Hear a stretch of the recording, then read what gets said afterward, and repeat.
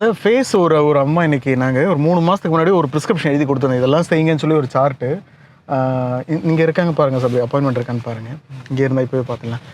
ஒரு சார்ட் வந்து ஒரு ஒரு அம்மா ஃபாலோ பண்ணேன்னு சொல்லி சொன்னாங்க.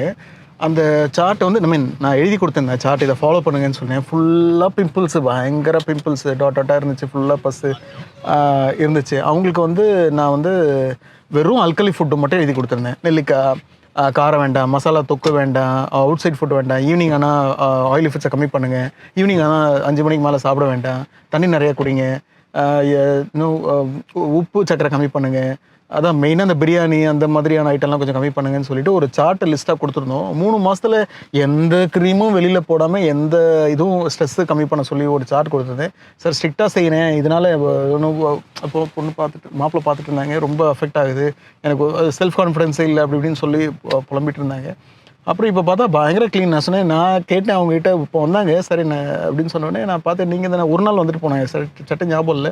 நீங்க தானே ஆமா சார் என்ன ஞாபகம் இருக்கா? அப்படியே நான் என்ன பண்ணிட்டேன் ஆர்வத்துல, என்ன பண்ணீங்க? ஃபேஸ் நல்லா கிளியர் ஆயிடுச்சு அப்படின்னு கேட்டேன். சார் என்ன சார் நீங்க சொன்னத நான் செஞ்சு சரியா போச்சுன்னாங்க. ஐயோ சாரி அப்படியா ஃபாலோ பண்ண சார் ஸ்ட்ரிக்ட்டா செஞ்சு நீங்க சொன்னது கம்ப்ளீட்டா ஃபேஸ் இவ்ளோ கிளீனா இருக்கு. எனக்கு இதுல அந்த ஸ்ட்ரெஸ்ஸ கம்மி பண்ணிட்டேன். நைட் டியூட்டிய கட் பண்ணிட்டேன். தண்ணி நல்லா குடிச்சேன். ஸ்டீம் எடுத்தேன். நைட் ஆனா குங்கும தைலம் ஒண்ணு போட்டேன். அந்த லைட்டா அந்த ஸ்க்ரப்பர் போட்டு இது பண்ணுவேன். இந்த ப்ராடக்ட்ஸ் எல்லாத்தையும் தூக்கி போட்டேன்.